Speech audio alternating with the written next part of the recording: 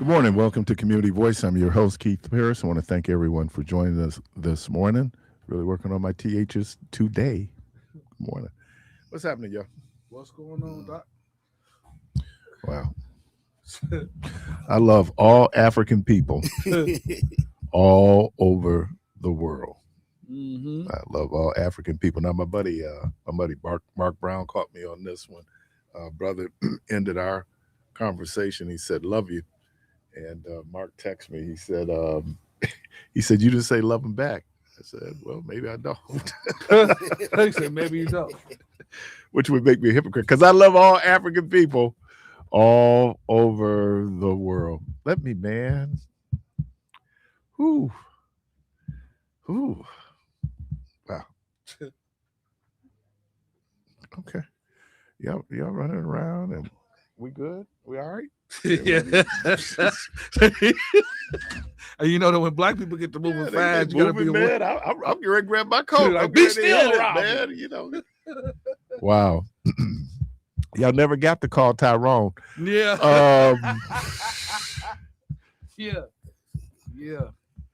Did anybody want my opinion? Yeah. Because I was about to ask you. Anybody want my opinion? What do you think, man? Because I ain't budging, man. First of all, maybe this goes back to slavery. I don't know. Everything goes back to slavery. But I think people's understanding of marriage is a little skewed. Yeah. I was going to ask Michelle, because she got divorced twice. Mm-hmm. And any of those divorce proceedings, did the judge ask her or her soon-to-be ex-spouses, do you love each other?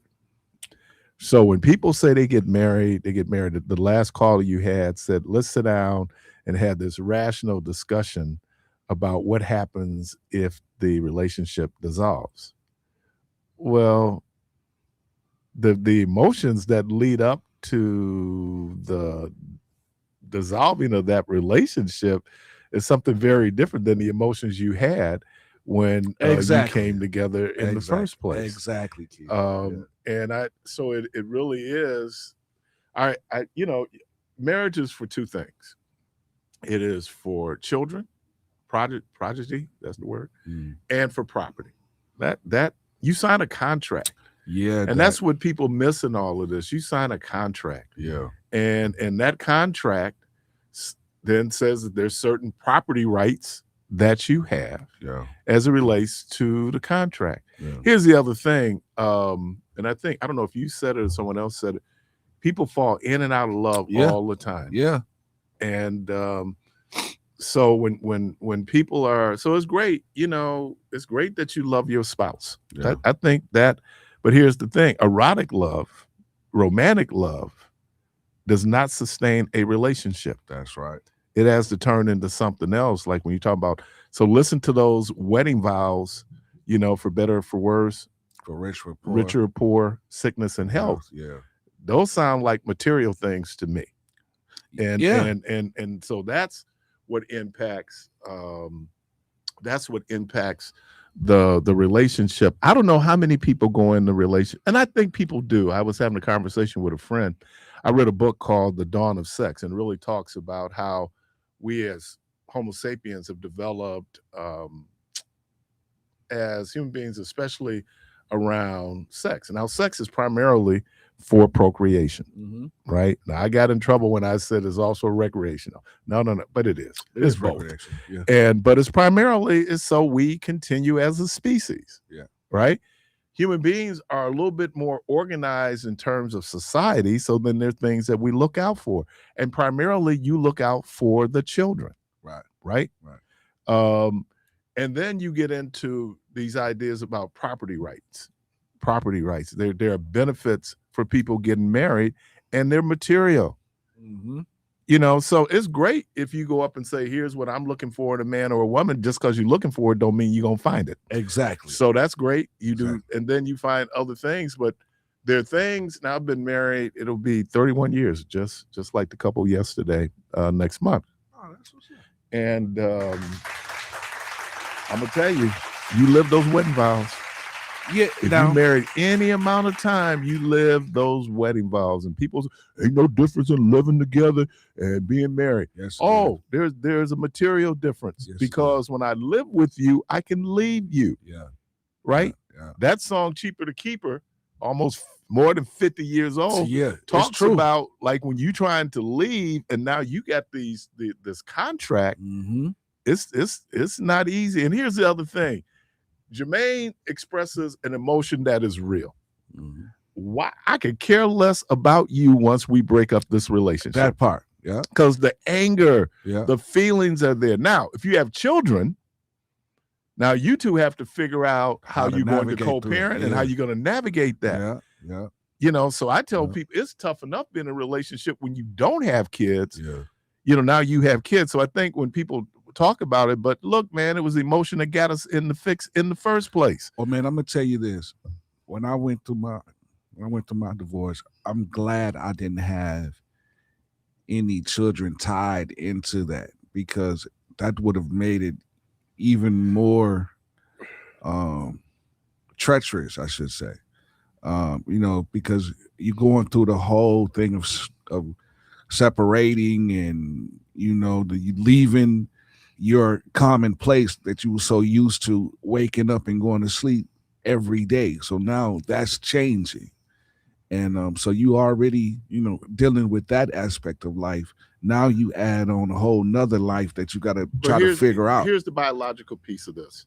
We fall in love with people sometimes we had no business falling in love with, but because it's biological, right?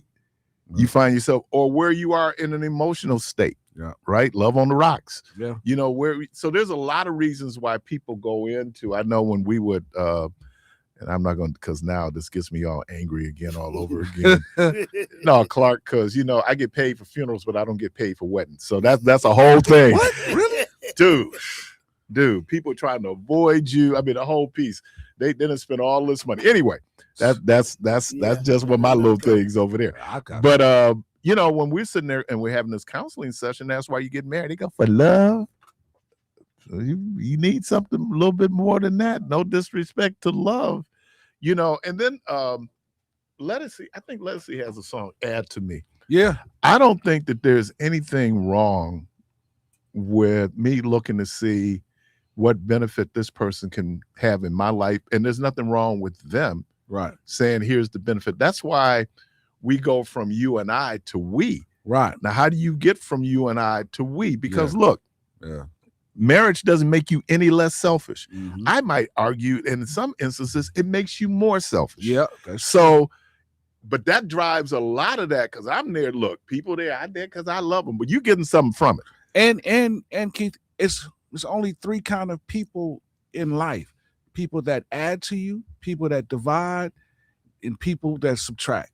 And if you are doing the latter of the two, then I can't have you in my space. There's back when Phil Anderson was at MCS, and I don't know if he had the Blues Cafe, but I remember I listened to him in the evening, listening to him do the blues, and there's a song out. Dude said that I can't.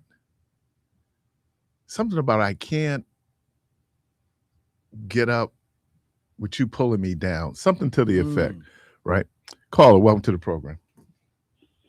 How y'all beautiful black souls doing today? Good morning. Let me turn the speaker. Sorry, have to listen to when it's okay. I would like to say on that point that you were saying about the love and the different versions. You know, when you take the marriage vow. I was married 25 years, divorced for 10. When you said about the love that it was all financial and economic, what did you say it was? What are you asking? Oh, when you had made the statement about the marriage vows and that it would seem like the people didn't take it for what it was and that it was all, I was trying to remember. I said that if you married any amount of time, you possibly could live those marriage vows, and particularly and you notice now. Come on, man. Love, stay on subject. I am staying on subject, okay. man. Don't damn you ask me a question. Let me answer. Come on. Anyway, Okay, I'm listening. you sure? Anyway, the one of the things that came out of the marriage vows was love, honor, and obey. That's not in there anymore, and that was more from a female perspective. But from sickness and You health, was? richer or poor, It was from a female perspective, or that was a way to. from the I'm female just asking. from the female perspective, in terms of it was the female who was supposed to love, honor, and obey. Right? Oh, that's why it was taken out. There are a lot of wedding vows that don't. Okay, that hey man, have you it. taught me something. I'm just asking. Okay, I'm straight now. Go on. Yeah, so I think when you get into it, and look, the wedding that you do at the church is symbolic. That don't make you married. Okay, it's symbolic. Okay, Right. What makes you married is when that license gets down to the courthouse and it's filed, because it's a contract. Okay, so excuse me, because now you took me to another alley. You said that's symbolic. I thought that was what you were saying to the Lord, and then I thought that the marriage part is the symbolic, because now it's in words of what you got to do. Well, you say it to the Lord. Why? Because okay. Well, what I wanted to say done in the anyway church. about what I wanted to make statement to that. What you had said was that I had love, I guess, a different way. I had love. I was proud that I was at work, and I said, "Yeah, I'm gonna go do this. This is to fix something at the house. This is to buy my sons this, or for them to do this, to have this, to make everything possible." I love that. Then when I sit in the living room watching them run around or frowning or doing this and that, I love that. That what gave me the power to get up and continue to keep this, do my part, to put my log on the fire. Because my papa told me, when you're in a relationship, who keeps the fire burning? And I say, I do. He said, yeah, you cut the wood, you stack it up, and you throw it on the fire and make sure it never go out. But who do it while you gone? Then I said, okay, who do it while y'all sleep? You both do it, because you making sure in case the other one wasn't going to do it, you do it. That's how you make a marriage work. And I believe that made me understand to where I respected a woman as my partner, because we got to keep the home fire burning. It ain't who do the most to keep the wood. I felt that's what I got to do to keep the fire burning. I don't know what she feels to keep the fire burning, but I make sure that I keep her feeling that way. Because she know I'm going to keep the fire burning. So she might always, well, I'm going to make sure he always fed. I'm going to make sure this is always clean. I'm going to make sure we ain't got kids yet. I'm going to make sure. So now now that's what I can say is the marriage. And then I got that kind of love. Even though we divorced and gone in that, I got that respect. Okay, it ain't a love, it's a respect. I take my calling back. All right, then, it's a respect. I talk myself into a corner. I got it now. Thanks. I appreciate you. Love to be of assistance. Yeah, but it's we so romanticize it. Look, in societies benefit from marriage. I mean, there's certain stability that marriage offers to a society, but really the onus seemed to be on women, and the marketing is towards women and women wanting to have a wedding, right? Well, the reality though is it is, there's the wedding and then there's the marriage. California, what happened, and as a matter of fact, it didn't happen in California. I saw it happen here. They had to go in and change the community property laws to include when, let's say, I'm in medical school. Rhonda works every day to get me through medical school. And then once I get to a certain point, I go and divorce Rhonda. Right. Okay. Right. And then she's not going to get any credit for basically putting me through medical school. Mm-hmm. So they changed the laws in California. I don't know if it's the same thing in Wisconsin, that says that, okay, there's equity. And that's the other piece of this, equity in the relationship. That's why any assets or liabilities that you have before the relationship are yours. Right. And then anything you accumulate in that relationship becomes part of community property. Right. Okay. Here's the other thing. when people talk about, because people, I don't know if they said that's one of the issues with Oprah and Stedman, that, for him, depending on where they got married and he filed a divorce and there's no prenuptial, he'd be deserving of half. And then, now there's some people out there really smart. Jeff Bezos' ex-wife, she was eligible for 50%. Yeah. But she knew, and he probably said to her, I will have you tied up in court. Yeah. So she took 33%. Yeah. That's a whole lot more than nothing. Than nothing. A whole lot more than So people, I would have got the 50%. Yeah, you would have got nothing. Because you'd have been tied up in court for years, and you end up with nothing or less than. So I think it is about property, y'all. Now, here's the difference. Women are no longer considered property. Right. And that's been a big change, right? Because it used to be, there are questions out there in a marriage, and they had to go and change laws where men could legally rape their wives, right? Yeah. In marriage. Because she couldn't tell him no. Right. It wasn't considered rape. Yeah. In fact, it was rape. Yeah. She Wait a couldn't minute. tell him. Yeah. So I Yeah. think that when you look at now, Yeah. this get us back to black people. Yeah.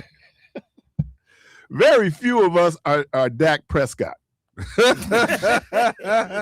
So I hear people calling in here. What did you bring other than that beater to the relationship? Right. I mean, come on. Well, again, dealing with that kind of money, because this was his second time around for that second contract. Because the first contract is what, got him to that. Yeah. So we had the conversation that he had the money before he got with her, because I think they hooked up in 24, 23, Right, and she 24. wouldn't be eligible for any of that. Right. But I don't know how Texas works, and I don't know what state they're planning on getting married in, but it really would, as Michelle pointed out, Alabama has its own unique laws. Yeah. Where it comes, like, most states don't look at infidelity as a grounds for divorce anymore. That's crazy, because you would have to know those state laws before you get married, because you can put yourself in a position that you can be devastated for the rest of your life, or you digging yourself out of a hole. I know several people who got a divorce and never remarried. And they never remarried because they could lose what they had accumulated, the equity they had in that marriage. It could be Social Security, it could be pensions. And so that's the other piece of it. Long term, you looking at like right now, but that whole retirement piece, and thank God for community property laws. My grandmother, many, many years ago, I was a college student, and my grandfather, well, what happened was, I don't know if I told the story. What happened was my grandmother goes to apply for Medicare, right? But because my grandmother was a day worker, she never paid into the Social Security system. All right. My grandmother and grandfather had been separated. I never saw them together. So that had to be at least since 57. So they had been separated. My grandmother goes in. They said, well, Ms. Smith, you're eligible for SSI. But they said, are you still married? And she goes, yes. They said, oh, well, then you're eligible for Social Security from your husband. And that's crazy. What? No, she'd been married all those years. Because they never got a divorce? Never got a divorce. So. Okay. But did they move on with their lives? Yeah. It don't matter. They were still legally married. Well, no, I understand that, because the paperwork say that you're legally married. But, you are. Well, yeah, I get it. But did they move on and start different?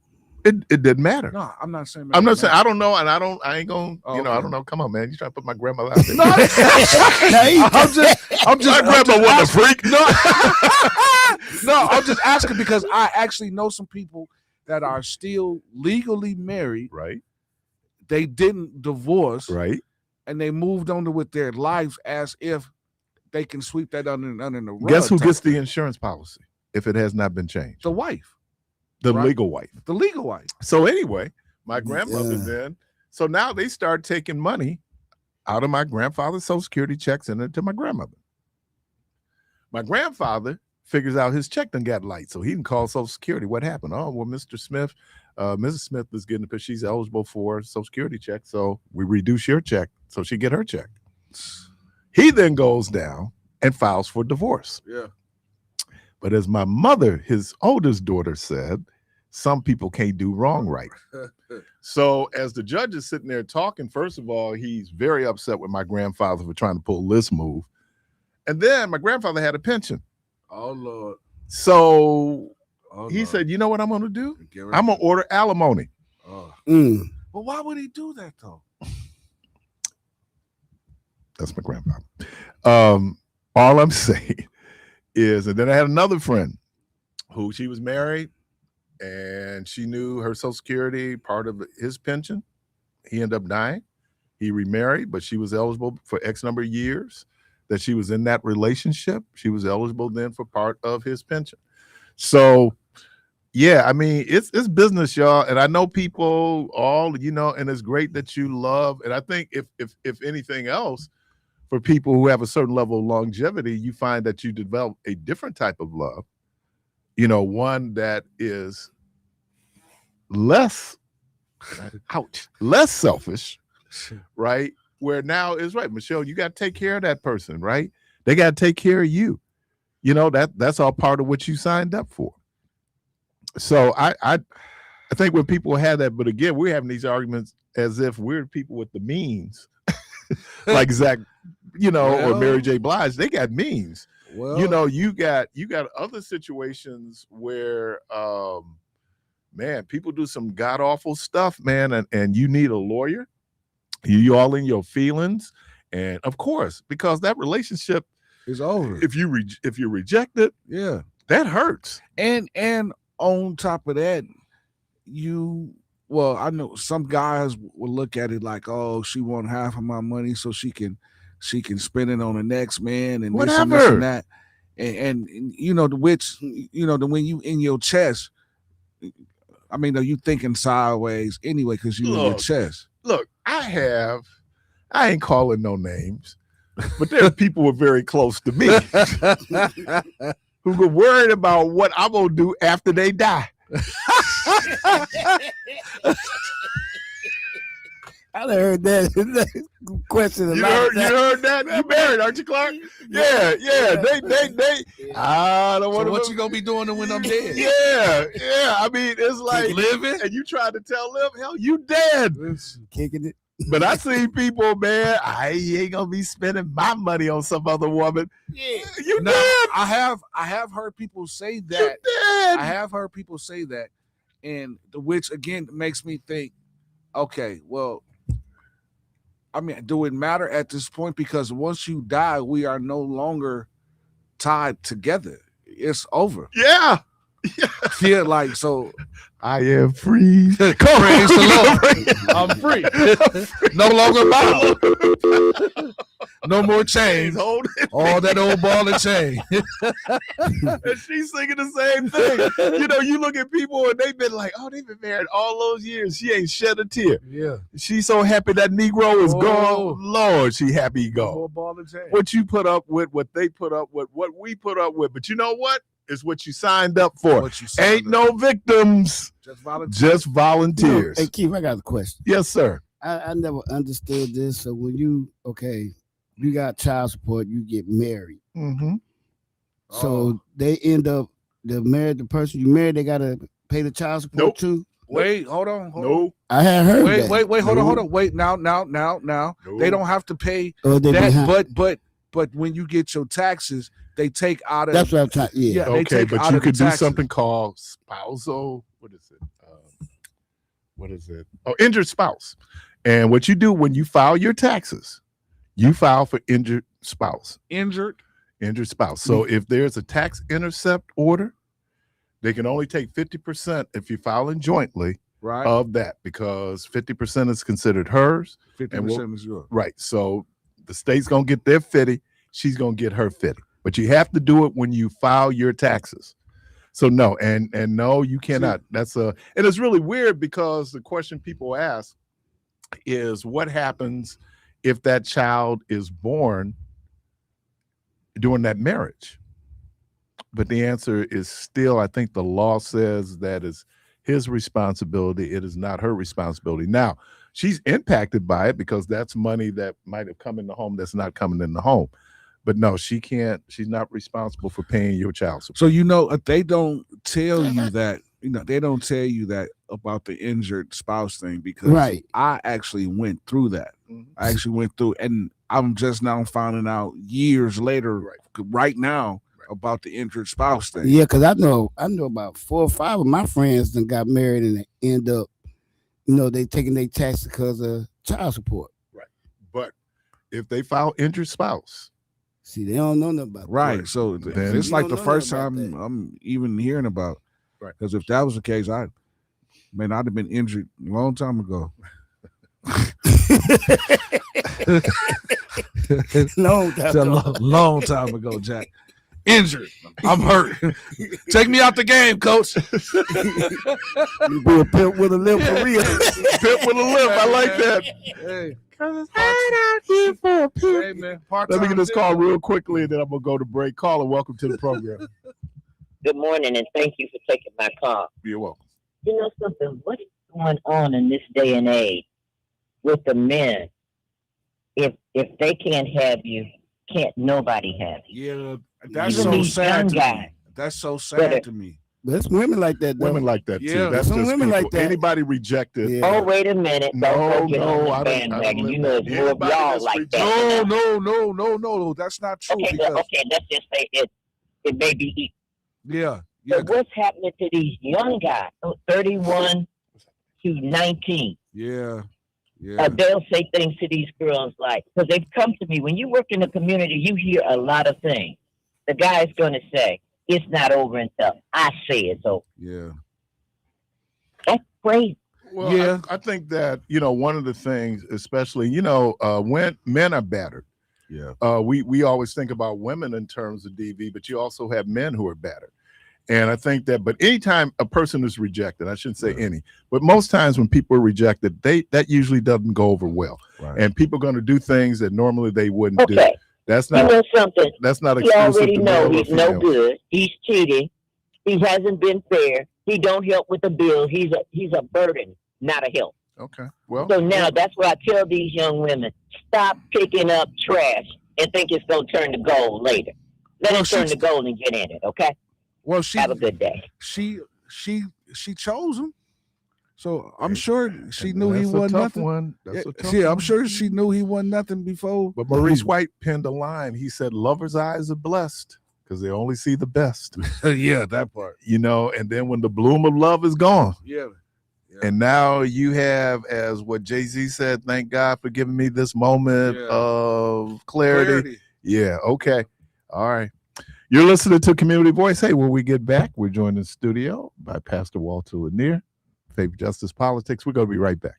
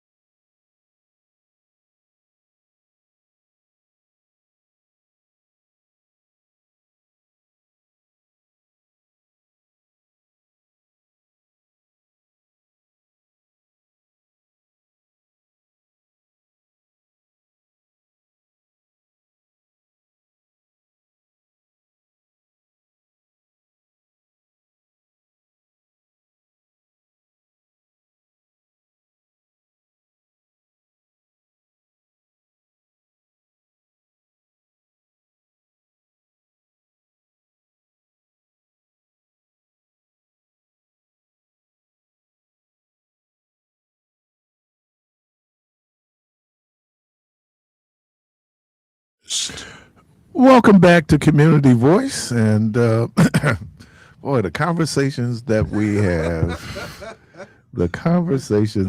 have, But you know what? And I know Kwaku and Alicia, they come on after us, but I think it's healthy. Oh yeah. I think, to be able to have these conversations a lot of times, because there's the ideal and then there's the reality. Yeah. And it's the ideal that we started, and then there's, and let me do this last little piece on marriage. Don't play Ribbon in the Sky at any time. All right. We're joined in the studio by Pastor Walter Lanier of Progressive Baptist Church. Author. Let me do a plug here. He has a new book out, A Word in the Wilderness. Listen for God in an Uncertain World. Ooh. There could be no more timely than now. Because, a lot of people are asking, where's God? And it's growing more and more uncertain. More and more. Where is God? Yeah. We had this conversation about this time last year. Right. And so I appreciate that you're coming in again. And, I thought about, we were talking about it. I don't know how, I was just going back, like, hey, we had the conversation and we were talking about white Jesus. And you talked about how that icon is so detrimental. Yeah. On a lot of different levels. And so I just, maybe a continuation of the conversation that we had last year. I was watching a white evangelical preacher, and he was very upset with Trump. Oh, okay. I'm thinking, okay, I'm down with this Wow. dude. Thought he was down, They changed. But here's what he was upset with Trump about. Okay. Not the harsh immigration policies, not his misogyny, not his racism. It was that he cursed. Oh, wow. Used profanity. Ooh. And I thought, what about the profane acts? Yeah, the profane being and the profane doing. And then he said he's something. profane in his being. And that's the first question I had. He said, there is no black church. And then he tried to say, there is no white church. Dr. King said that 11 o'clock Sunday morning is the most segregated hour in America. There is a black church. Arguably the most authentic church. Why would you say? Why do you say that? Because, and I think about this often recently because I come a new author, so I want to do some more writing. But if like you said, it's not so much what you say, but we're known by our deeds. And then we think about the founding of America. And I always say to myself, well, what percentage of the white church, I put it in quotes, was pro-slavery, actively supporting slavery, and who was in opposition? And my kind of lazy proposition is that those who were zealously supporters were not reflective of the mores or the mores of Christ and what's in the book. So I don't even count them as a real church, because nothing in your Bible made you say this was wrong. There may have been a smaller band of folks, some abolitionists, some John Brown types, but I'm always, even before I accepted Christ, even before I became a pastor, incredibly wary of the white church on that issue in particular, like all other institutions, because all the institutions in the country, our theology, our biology, our economics, our history, sociology, was all white supremacist in its architecture.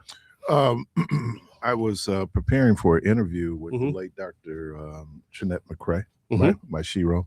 Yeah, she's. And we were talking, and it kind of got, because I did a little history of the American Baptist churches. And the reason why we have the American Baptist churches and the Southern Baptist churches, one point they were all together. I think they were Northern Baptists. I think that's right. And they split over slavery. Yeah. And in particular, they were saying that slaveholders could not be missionaries. And then that created the schism. And then we get the Southern Baptist Convention based on those people that supported slavery. Yeah. But even those folks who were opposed to slavery were still white supremacists. Sure. Yeah. So it's always been, and to respond to my evangelical brother, Yeah. part of why we have certainly the AME churches because Absalom Jones Mhm. and Richard Allen could not worship in a white Right. Methodist church. Right. So part of this is out of rejection, Yeah. not being included. Right. And so then you got to do for yourself. You got to, FUBU, for us, by us. Rejection, yeah. And like you said, not inclusion. And one of the reason I said that is you asked me a question, I think you sent it to me about the intersection of my legal degree and theology. And one of the things my law degree has taught me is that framing is really important. And so I don't want to give some people the courtesy of saying you get to frame what is or what isn't right theologically. And, why are you, your friend, have the authority or be in the position to say what is or what isn't, what is black church, what is white church, there is no white church, there is no black church. I'd say, well, tell me your understanding of history first, because I'm not sure I even want to accept your framing or even give you the credit for having the level of authority or critical thinking to do that analysis. So sometimes I just want to snatch that from people. You're not even thinking holistically. You're not even thinking historically. You're making an intellectually lazy argument. And so that's my law degree kicking in, because I don't know if I would even want to join you in that territory of that discussion, because it's built on a flawed foundation. Like, you're in a place to judge and give me some direction. Dialogue, yes.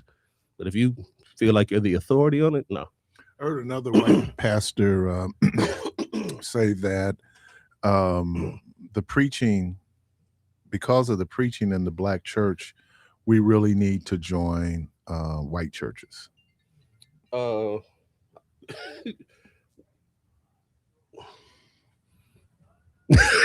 I know. Same deal,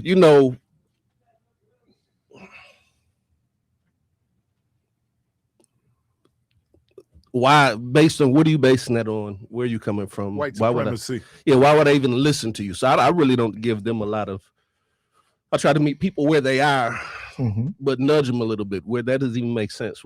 I think I've seen it. Is that a recent I don't discussion know. that's been out in like the past month? I've seen somebody talking YouTube, about that. It comes up in a reel, like I pop in because I tell people I watch religious porn from time to time. I watch Jimmy Swaggart and religious car wrecks. Right. I understand what you mean. Yeah, and I sit up and I listen. I go, man, the music is so good, but whoa! But it's so the thing is don't be halfway smart. If you can be smart, go ahead. If you think you got an intellectual argument, make it. Where's your history? It makes no sense to say black preachers ought to go to a white church when many of the advancements in this country that people celebrate, particularly around civil rights, Dr. King, Voting Rights Act, a lot that emanated from the basement of the black church. Some of the best Americans who have had deep integrity to what America could be, should be, ought to be, emanates from the black church. King critiqued the white church, in his letter to Birmingham jail, easily and comfortably. The first question I sent you was, what was, let me pull it up, was Christianity. In general, what is the purpose of religion, in particular Christianity? So when you look at us, why are we religious? He's so deep, man.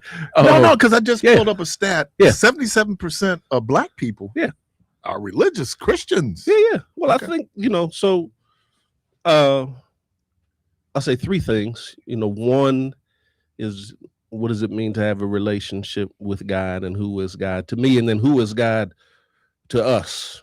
So I'm going to say that for black people, we say who is God to me, and we also say who is God to us.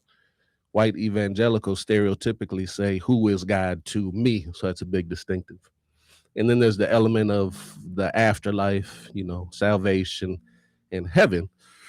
But then there's also life after I've had a relationship with God. What is God doing on the earth? And so I'm going to talk very specifically about Jesus when he came in his first, they called it inaugural sermon, one of the favorites. That's actually what we're preaching from at the Lent service. The Spirit of the Lord is upon me, anointed me to preach good news to the poor, recovery of sight to the blind, set the captive free, and preach the year of our Lord. So concern about the poor, concern about those who are blind, have physical issues, and concern about the oppressed. And so I'm hard pressed to see the God, my God, our God, as one who does not have a concern about the poor, the ill, the oppressed. So I think it's both heavenward and how to have more liberation here on earth. Dr. Richard Shaw, as part of this conversation, said that it seems that we have the mercy ministry down. Mm-hmm. So, but there might be some deficit when it comes to justice. Mhm. And I was telling you about the guy I asked you to look up here, Mr. Eric Wallace. And, Yeah. you know, his whole view is that the Black church is dealing with a certain level of apostasy because we're not just preaching the scriptures. You know, we're out talking about social justice. I wish Mm-hmm. that was the case, that on Sunday morning, and most of Black churches, we were having prophetic messages as opposed to, is it salvific? I always get that word. That's good. That's a good. And when he and so we're going back and forth on that. Yeah. But just what you just cited in terms of Jesus doing that's Isaiah 61, Right. right? Yep. To talk about this thing, what he came from. Do you think that sometimes we get it where now we talk so much about salvation? You talked about, you know, post life, those types of things, but we're still dealing with social justice issues that impact our parishioners. Yeah. Well, I think you made two good points, because you critiqued Wallace and then you critiqued the Black church, which is good. So when you critique Wallace, you're like, what I heard you say, you didn't say it. It's like, maybe you really don't know the Black church. You may be talking about a caricature, because we may not do as much social justice inside the church as Wallace says we do. And then that's probably right, because I remember reading Stride for Freedom, Montgomery bus boycott, and how frustrated Dr. King was, amongst others, with the lack of broad involvement of the Black church in the Montgomery bus boycott. How much of that, though, is in the education? I'm reading Raphael Warnock's book about the divided mind of the Black church. And he was trying to say, he was making the argument that Black theologians should have more conversations with Black pastors. Yeah. He's differentiating between those people who have more formal education as opposed to people who might not. And I'm not in every case, but you might have a more expansive view of the world based on your educational exposure. And depending on where you go. Like Pastor Walton said the other day, John Walton from Calvary said, what do you say, African spirituality and German theology don't mix really well. Right. And I remember when I was in seminary, I had a lot of, where are the Black theologians? Okay, I'm gonna write my paper, but I got a bunch of footnotes for later. I'm not even gonna waste time in class saying, what about this? What about that? But there seems to be a lot missing. And then part of it could be education. I think part of it is formation. Like I didn't grow up in the church. I accepted Christ when I was 27, so later. But my mental lens for the Black church was a civil rights movement. So I thought all Black church was about justice, social justice, liberation, and not necessarily and then I think some pastors, pastoring is its own full-time, serving a congregation, feeding a congregation, nurturing, visiting the sick. That's plenty of time in addition to moving towards social justice. And some have more of a inclination, I won't even say appetite, towards being in the community, not bad or good. Some are more inward. Some have, like me, I've got a foot in community, foot in the church. That's how I'm wired. I'm built for that. And I think being in partnership is helpful. And that probably informs your view. Yeah. Right. I think, and I always got William Augustus Jones talks about, did he say that our anthropology leads to our culture, which leads to our theology? Sure. because religion really is environmentally derived, right? Your environment, what's going on, what are you responding to? What was the environment in the church when Martin Luther did Reformation? I mean, it was the environment, all these things that go on, and then it gets to our culture, right? So traditionally, there's a way that Black people worship that's different than many white congregations, unless you look at those white congregations who are fundamentalist Pentecostal. But even then, there was a divide. Now, I've been Baptist all my life. And I, just real talk. There was a condescension that high Baptists had towards Pentecostal folks. Sure. They weren't, they're economically different. Educationally, they were different. Right. And so then the reaction then from those folks who were Pentecostal was saying, y'all ain't saved. Yeah. That's a good flip. Right. So you back up, go like, whoa, man, but I mean, that sociology and, social status. This is where I think the schooling helps. And this is not saying anything about pastors who are not educated. This is just general, exposure. You'll find a lot of people saying, no, this is what the Black church is. No, that's Black church. No, this is, now we're doing real church. Okay, what is real church? Is it Baptist? Is it Pentecostal? Is it AME? Is it CME? It's all of those things. And I think that I'm probably simplifying, but I'm going to bring a little basketball into the mix. Different players, different gifts, different positions, all working together to be effective. And so when I look at the Pentecostal church or the Kojic church, praise God for the charisma and the energy and the vitality and the commitment to holiness. And the Baptist church, here's some structure, here's some, some order. If you look at CME or AME, rigorous training and education. So I can't just say, well, the way I do church is the right way. The way you do church is, there might be some things that are right or wrong, but just to universally say this is the right way.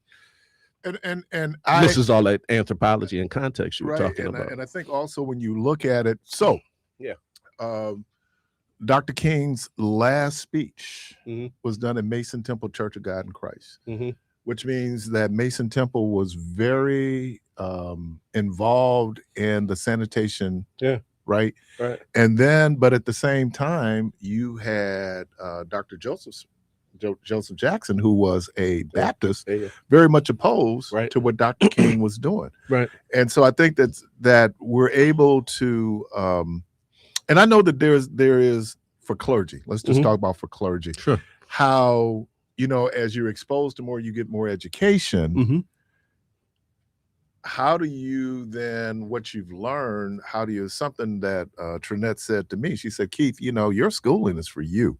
Because chances are you're not going to be preaching tillage. You're not going to be, talking about German philosophers, though if I'm in seminary divinity school, I will, right? That's something that's just part of how we develop our theology, is the different people who have thoughts. And I think for me, it's impacted me, and it's not always about me, but it impacted me because I have a tendency, right or wrong, to always look at things from a political lens first. Okay. Right. And then we kind of work our way. Now, some people don't, but I studied politics. And so I looked at it. And then the other thing that I think had impact on me was I went to Catholic schools. So now I'm exposed to Catholic theology. Right. And so it's all those things. And we always say we bring our outer vocations into our vocation, right? Yeah, for sure. And so I think, when we talk about what is the Black church, I think there's a need for the Black church. I'm concerned about Calvinism and how Calvinism is part of sometimes our thought and how we approach, certainly among white evangelicals. I don't even know if they understand it's Calvinism, right? Where, because I asked my pastor this question: Does God have favorites? Does God have favorites? Yeah. What did your pastor say? Same look I had, you had. But that is, why would God favor this universal God would favor one group of people over another group of people. Mhm. And if that's the case, then it would look like, then is that white folks? So I don't know. I mean, we've trusted in God. Black folks have trusted in God. Sure. I mean, and look, we knew about God long before we were exposed to Christianity, right? I mean, what we brought from Africa, we were exposed. It wasn't the European formalized, as you talked about, religion, but it was still a reference to a creator, Mhm. right? It certainly part of the app was the appreciation of the land, where no one owned land. It was something that we all shared. So we had a sense of God, which gets us back to then religion and Christianity. Mhm. So, yeah, I don't know if I'm not that learned to say does God play favorites or why things happen. So, but I know that in the beginning of the book, you see some evil manifest between two brothers, Cain and Abel. And so when I teach pastorally, which is my particular function, is to say that this is not a new thing that's happening here, that this evil done by one human being against another human being, this happened to be brothers, is part of the journey all the way forward. So my flip on that is, let's not talk naively or in an uninformed way, not you and me, but inside the congregation, about our faith. All throughout the journey, there's rough stuff, there's hard stuff. If we go to Exodus, that body of people was enslaved and in bondage. So it's in there. But those same people, the same people then went in and appropriated land. If those are the, I mean, that depends people, right? Depends on your which are we talking about now? No. Them too. Right. But no, I mean, when the Hebrew people left Egypt, 40 years they were in, and then they went in and conquered land, right? And it was brutal. There's no way you can sanitize it. And they said they did it in the name of God. Yeah. So I don't want to. That my point is. This is my point. Is don't sanitize it. When you don't sanitize it, then there's a lot more humanity. When we don't make it pie in the sky, we make it real. It might look like God has favorites. It might look like, why does God have us, us being black folks, bondage for 400 years? It's happened before. That doesn't make it right. It doesn't make it wrong.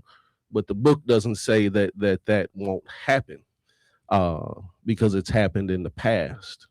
And so that's, as a pastor, I try to get us to look at the reality of what's happening in the Bible and not make it easy and neat and tidy, because it's not easy, neat and tidy all the time. And it kind of gets to what did you preach about Sunday? What did I preach about Sunday? I was in John chapter 10, and in John chapter 9, this guy was healed. Jesus healed him. He was blind, and now I see. In the black church, that's usually like shouting words, joyous words. This man was healed. But in the whole chapter of 9, it was like a hater chapter, because the Pharisees were intimidating him, intimidating other people in the church, intimidating his parents. So nobody had a chance to celebrate this man's healing. And then you flip into chapter 10 and you get to see Jesus be raw. So I preach. What did I preach? He comforted the man and he checked the Pharisees, because he spent a whole chapter checking them and telling them about themselves. Well, I saw something where Go ahead. Made uncomfortable. Yeah. He comfort and this is not comfort the afflicted and afflict the comfortable. Afflict the comfortable, because you can be in leadership and get too comfortable, and you need somebody to speak to you. That's that Jeremiah Wright word. Right, and I saw that. I was like, help us. You listen to Community Voice, joined in the studio by Pastor Walter Lanier. Yeah. We're going to take a quick break. We'll be right back.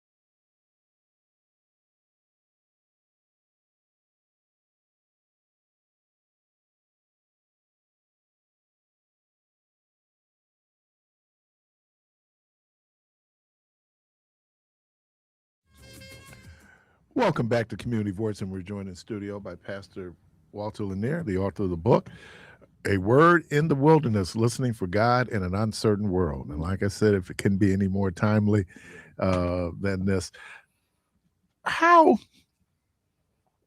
should people of faith engage in political life in ways that pursue justice without compromising their spiritual values? I think, first of all, two thoughts. One, need to know what your values are, and need to understand that from my strong lens, God is a God of justice. And that lets us stand on justice, not so much stand on a party or a personality. And so there are principles of justice that are above and beyond party and personalities. And I think for us to certainly, obviously, participate in voting, that's like very basic but critical, render that unto Caesar, but also to stand as people of justice and have a critique like Jesus did, like the prophets did. We just talked about this a minute ago from John chapter 10, that whole chapter, and then the chapter before that, chapter 8. He called them a brood of vipers, whitewashed tombs. When you lie, you speak your native language. You know, your father is the father of lies. So Jesus had a rough word for leadership. He had a rough word for leadership in John chapter 10. He called them thieves and robbers. And so understanding that we have a principle of justice, one, and an obligation, I think, to speak up for justice and for principles and for accountability, but not to sell ourselves, give ourselves over to party or politics or personality. I think that there's an important place for us. I think you might appreciate this. It's a book that I read a long time ago. It's The History of Time by H.G. Wells, recommended by John Henrik Clarke as an important read. And there's a nugget that stuck out in there to me. I'm going to be very imprecise, but he talked in that timeline of history, he talked about the tension of three great pillars. He talked about the king, and then he talked about the merchant class, and then he talked about the church and how those are always in tension for power throughout the time of history, you know, and at their best, they serve different ends, the government, business, and the church. And so the church should have a strong voice. The individual church member should have a voice on what happens in the public square. And right now it's dominated by the billionaire class. So like right now, the merchant class is winning out. The merchant, you know, billionaires have become celebrities and they're surrounding the president. So I'd say like since the 80s, when greed is good, that class has been elevated. That has been one of the issues that the business class had with Roosevelt. They felt like Roosevelt had turned on his own because when he came up with the response to the Great Depression and other issues, you know, came up with Social Security, and so there were people who don't feel that taxes should be used for social good. People should be able to be able to rise beyond their circumstances. And it's bootstrapped, but that's not the reality. No, it's not realistic. No one has ever gotten up without help from somebody else. No, not even business. Right. Business, you know, they get help. They get incentives. They have a limited liability that's written into the law. You know, I have a finance and business law background. Okay. So you know, they get to hook up too. They have not been without government support. Do you think though that sometimes, and I hope I'm quoting him correctly, Karl Marx said that religion is the opiate of the people. Okay, yeah, for sure. I mean, and when Jesus, one of the things, and this is why I think that sometimes I understand now with where we are 2,000 years since Jesus walked this earth, but he pushed back on how the religious leadership were part of the oppression that was happening under the Roman Empire. Sure. You know, part of during the Babylonian captivity, where the people had not only were they taxed by the Babylonians, they were also taxed by the temple. Yeah. And so this whole idea of oppression sometimes in those folks, and I'm going to say religion, Mhm. is used as or is part of the oppression. Am I? We talked about the opiate of the people. I mean, the drug of the people. So Makes us docile. you can just get high. You can be a escapist. Self-medication, and certainly we can treat our religion like that. When I talk from my pulpit, I say, all right, we'll talk about the world and the word.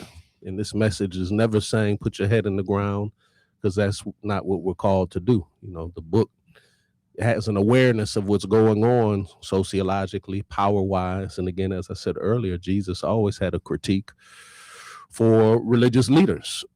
And so hopefully people are being taught that and not just using it as an anesthetic. Our people generalizing. But don't you think that go that's ahead. been helpful sometimes? It got us through. I mean, Well, I was going to say that, but that is there's a nuance there. So yes, it should soothe my wounded soul, move me forward, help me to take another step forward. But I'm not escaping from the reality. Is still the reality, and so it's got to help me in the midst of my reality to continue to move forward. And so the best of it, if you look at the stories, if you look at the narratives of liberation, you say, I look at that narrative, I look at my ancestors, I look at Joseph, who was sold into bondage, and I see he kept on going, and that helps me to see that my faith is a liberating faith. So that's the standing on faith is a strengthening thing, rather than a self-medication that covers up some pain. But when I go back there, the pain is still there. How about the critique where progressive theologians might say that we have too much of an emphasis on the beatific, the afterlife, and not enough emphasis on how do we react, respond to the life that we're currently living? Yeah, I think I'm going to take that all the way back to a conversation we were having offline about, I think it was about marriage, and, hanging in conversation and listening and learning. And so we can learn from one another in religion. Certainly you can spend too much time being, how do they say it? So heavenly bound, you're no earthly good. That's the cliche. And there are those who just teach heaven, heaven, heaven, heaven, heaven, heaven, heaven. But Jesus came to dwell amongst men and women. So this would be my response to that. So that's a good critique, I think, if there's no concern about the people, because Jesus was concerned about the people, their afterlife, but their current life. Good news to the poor, recovery of sight to the blind, to set the captive free. How do I treat the least of these? Jesus, we never saw you. I was hungry, you didn't feed me. I was naked, you didn't clothe me. I was in prison, you didn't visit me. And so there's in the book examples of concern for the right now and the afterlife. I think that's the appropriate framing. Pastor Wanzo used to, because he wasn't emotional, and that wasn't his style of preaching. Okay. And but when we get in the spirit, he would turn to me and he said, well, people need to have this cathartic moment. Yeah. And I think that because sometimes you just want to holler. I mean, you and there's nothing wrong with that. No, right. The wholeness of, for sure. Yeah. Because not just what you're dealing with in terms of what's happening in society, you still at the crib. And you're dealing with those issues that impact you. And so then the church becomes one of those outlets where I can blow off steam. Yeah, it ought to be a safe place. I can tell you, Keith, me personally, I have learned how to cry as a pastor. I've never shed more tears than I've shed in the pulpit. Yeah, because I was leading God's people. There's gonna be some tears. You best. Because I was unable, whatever I brought, I couldn't be fake. So if I came in and I remember when my father was sick, and I remember one day, right before I was getting ready to preach, he sent me a text, and he had been cured. He was cancer free, and I was just so overwhelmed, and I was in a space of trust. So that I just released, all of that, and so that catharsis we need that. That's emotions are real things, and they need space to be addressed and dealt with, and prayerfully, church is a safe space for that to happen. Balance that though. Yeah. I had the opportunity to. There's one thing when you're sitting in the pulpit looking out. Mm-hmm. There's another thing when you're in the congregation. Sure. And seeing how the congregation reacts and respond, and doing this balance between there is what I want to say there's information. I operate this way. Yeah. Like there is God, I can't do it now. What is it? We inform, we inspire, right? Mm-hmm. There's instruction, information, instruction, Yeah. inspiration, right? Okay. Yeah. So how do you balance that between, first of all, you're dealing with adult learning. Mm-hmm. So you got to deal with that piece of it, people's attention span, people's understanding. The other thing when we're talking to people as they're older is that we've already kind of come to conclusions of what life is. Mm-hmm. That's why you don't want to necessarily, I have people call in and they'll make a point. Mm-hmm. I said, that's not true. Look it up. They won't look it up because to look it up pushes back on this belief system that I have. Right. So I just wonder how much of it is information, the importance of information, but then how do we balance that between there still is that emotional piece out there that people want to. Dr. King, if you're a preacher, you know what I'm talking about. Dr. King was dying in the March on Washington speech. People, because he did Dr. King. Okay. Dr. King is using words and he's making references, Mm-hmm. and the people out there looking at him like, what? Mm-hmm. And then Mahalia, she said, Martin, tell them about the dream. Yeah. And so we don't remember the real boilerplate, the real substance. Sure. Is at the prose as opposed to the poetry. Sure. That's what people responded to. It's a great, man, it's a rich question. I actually got to chill. And because being a pastor is very challenging, that's an understatement. But there's a unique opportunity to craft and nurture a community over time, imperfectly. And all of that is necessary. The craft of preaching, the artistry, the teaching, the adult learning, the emotion, and the willingness. Now, Dr. King could have, I never thought of him bombing. I have to go back and look, or maybe I won't. Well, I mean, but I know what you're saying. No, but the crowd didn't react. No, right. I know what you're saying. Or respond. But also even that, there's a beauty to it. His willingness to pivot.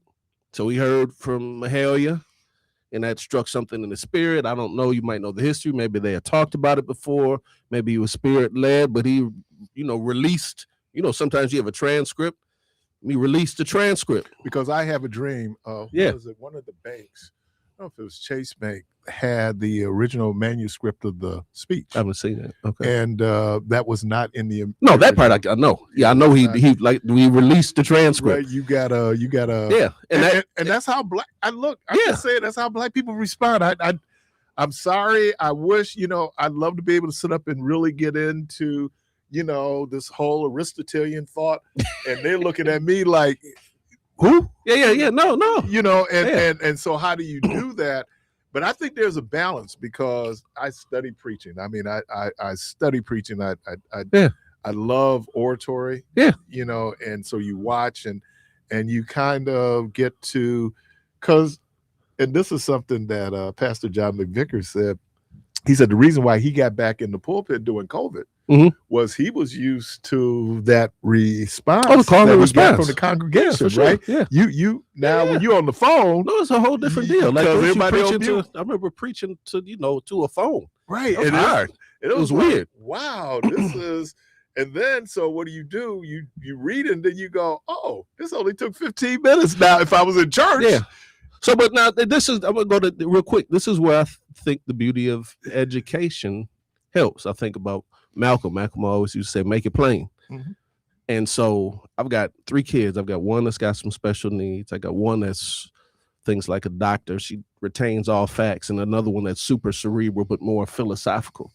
And so I think of them when I preach. I got to hit all 3. 8 to 80. So my son, the title has got to be on point. If the title's on point, it'll stick with him for a decade later, and then the other one, you have to tell a good narrative story. And the third one, the facts have to be on point. And to me, that's a part of that preaching preparation, is I've got to put in the time beforehand, the hours. If I know some Greek and Hebrew, I don't.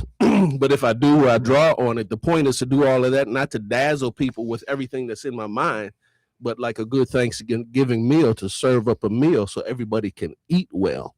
I think that's the craft of preaching that makes a difference in the community. You're listening to Community Voice, and we're joined in studio by Pastor Walter Lanier. He is the pastor of Progressive Baptist Church, but he's also Black Men Organizing. Yes. Yeah, we'll talk about that when we get back. Bet. We're going to take a quick break. We'll be right back.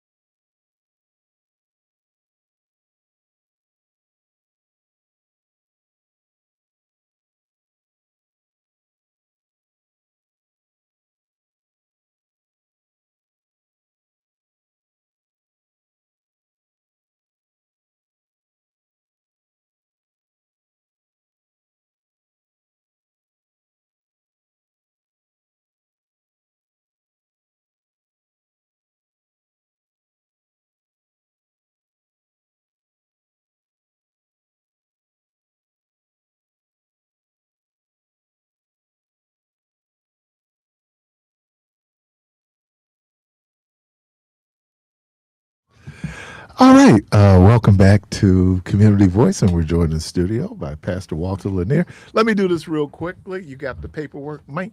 Let's make it happen. Let's make it happen, Mike. The legendary Broadway show is back.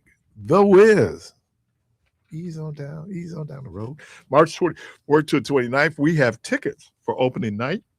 All you have to do is answer this question. 414-444-5250. You said, now how are you talking about this and then you do that? Well, you know, we got to pay bills. Yeah. In order for you to hear this conversation, we got to pay bills. So, but if you're interested in tickets for opening night of The Wiz at the Marcus Performing Arts Center, you can call right now. And I have this real easy question that you need to answer. You want to go? Pastor Lanier. Yes. Black Men Organizing. Black Men Organizing. Talk a little bit about that. So Black Men Organizing is something that was given birth September of 23. So we're about like 2.5 years in. And the idea was this. It really came from two quotes from two people that we love to quote. I love to quote. One is Dr. King. The other is Malcolm. Dr. King said, those who love peace must learn how to organize as well as those who love war. And Malcolm is reported as saying that we are not outnumbered, we're out-organized. And so the idea is we've got a lot of talent, a lot of gifts, a lot of abilities amongst our Black men, but we need to be more effectively organized. And so we talked about Black men organizing, not building a new program, but a kind of a spine, a hub where we can be more effectively organized to be more effective here in the city. So we started that a couple years ago. We've got 400 people in the database. We ended up breaking out into 3 different committees. One is health and wellness, chaired by Jim Addison and Damon Schultz. The second one is Black wealth and economics, chaired by Ilya Blakely and Wayman Winston. And the third, youth and education, Gary Lawson and Daryl Jackson. And so the idea is to connect with as many Black men as we can, to point us in the right direction of resources. I would love to see it elevate to something that looked like a Black men's agenda. And we've been pretty successful over the past couple of years. We spent a lot of time organizing at the front end to get the architecture right. And so now we're moving and having different programming that's coming forward. That's the high level summary. Greg Lewis, Byron Johnson, Victor Barnett, Equan Burrows round out the leadership team. But the goal is just to do that, to create space, to cultivate how we can work more effectively together, where there are programmatic gaps, see if we can fill them, where there's already good stuff going on, point people to it, and build our ability to work more effectively together. We've got an event on the 21st at Running Rebels from 12 to 2, talking about brotherhood and youth violence, brotherhood and violence. There you go. There you go. Caller. Good morning. Good morning. What's happening? This is My Patrick. wife wants some tickets. Oh, no. My wife wants some tickets. Your wife wants what? My wife wants some tickets, man. Oh, all right. Just shorts, man. Okay, so you put me under pressure because we need to make sure Brenda gets to the show. Is that what I'm getting here? I'm asking for a softball question, not no 1975 stuff like yesterday. How about you just give it to me? All right. Lindsay Russell played the strong man with television on the movie. How about that? Well, that's not a question, but good information to know. All right. Boy, we learn so much on Community Voice. I appreciate that. Don't you love when we have to set rules when we have a discussion? Because what we said, like, people with this and somebody go like, dude, this ain't anything. But okay, I'll give you an easy one. And I did have a question for Pastor Lanier, if you didn't mind. Okay, well, let's get Brenda her tickets, and then you can have this conversation Okay. with Pastor Lanier. True or false? Okay. The original production of the Wiz ran for 4 years on Broadway and smashed records with 246,590 tickets sold. True or false? I'm gonna say true because I know you ain't gonna do your brother like that.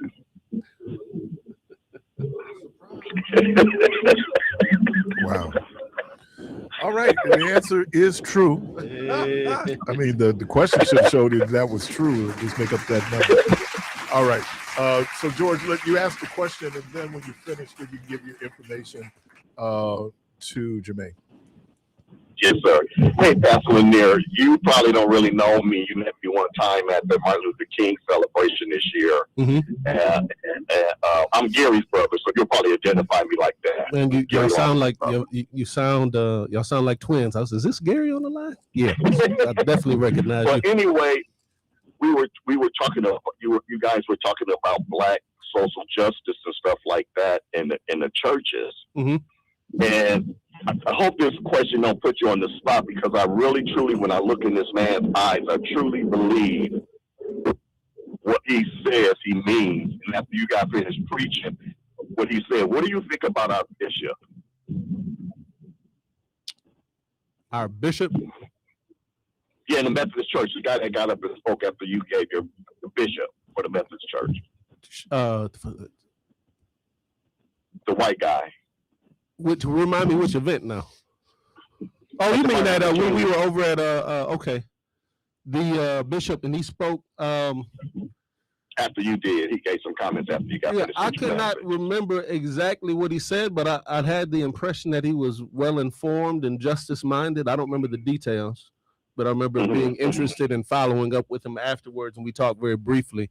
And so I was appreciative of the fact that he had a level of awareness, because some people are not there's people who have an awareness of what's going on in public and they can talk about it, and there's some who don't have that, and there's some who have awareness, can talk about it, can work it into their sermons, and then some who will take it and act on it. And so that's what I remember, is that his level of awareness had some depth to it.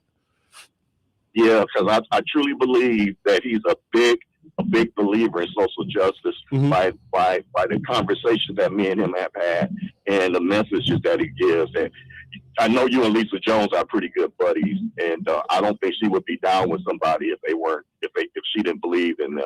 Is he the one that spoke right? Did he speak right behind me? Yeah, Yeah, no, he was. Go ahead.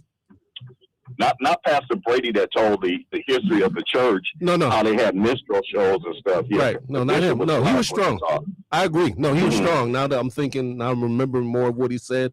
Yeah, he was seriously justice minded.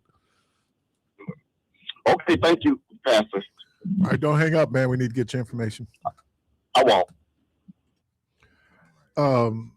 I got it, and maybe we'll bring you back with Eric Wallace. Okay. Oh, that'd be fun. But I had asked him the questions about justice. Yeah.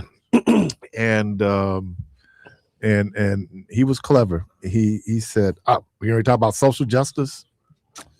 And I thought, yeah, because what happens is once we put that whole social on justice, people think it means this. Yeah. And I responded, no, we're talking about justice. Yeah. And it obviously societal justice is important. But I think people dismiss it. Certain segments of the population dismisses when they say social justice. See, I think one of the things about leadership, certainly spiritual leadership, is you have to have aspire to a higher level of integrity, even integrity with your words. So I try not to do sarcastic. I try not to be overly clever. Every now and then I drop into some stuff, but I think you have to have integrity with your words. I try not to use labels. And so for somebody to get snarky about social justice, to me, says you're either, you're not really reading your book, or you've got a political agenda. Because I don't know how you can read the book and not see justice. Or just how do you not? You're not reading it, and that's at the surface level. All the prophets, Micah, Amos, Jesus, Isaiah.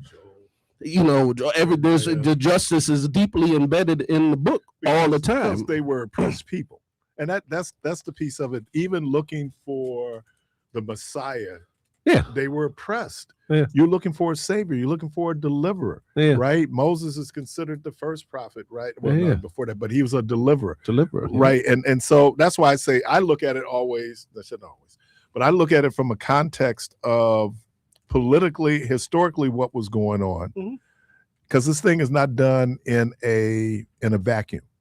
And if we understand what was going on, during the time of Jesus. Now I read James Cone and Crossing the Lynching Tree. Okay. And I tell people, I'll be very honest. I have some problems with the symbol of the cross. But here's why.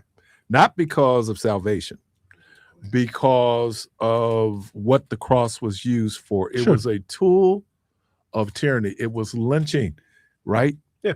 And so people miss that. Like, Jesus wasn't crucified because he came and he was known as the savior of the world. Jesus was crucified because he was a threat to Roman authority. He was a threat to Jewish legal authority. And so because of that, now we get into salvation, blood sacrifice. But if you know what's going on at that time, even the conversation that Nicodemus had, people said Nicodemus went and asked, what must I do to be saved? No. Nicodemus came asking, are you the one that the scriptures speak of? Because they said, based on what you're doing, you had to be sent by God. Yeah. Right? That was political. And that's why Nicodemus went at night. And then even on the Sanhedrin, I think it was Nicodemus and who's the other person? There was only two people who really supported him, who thought that, this dude is legit. So I think when we look at it, understand that if I'm okay, why do I need a savior? Now, we would say that in our lives. We talk about spiritually.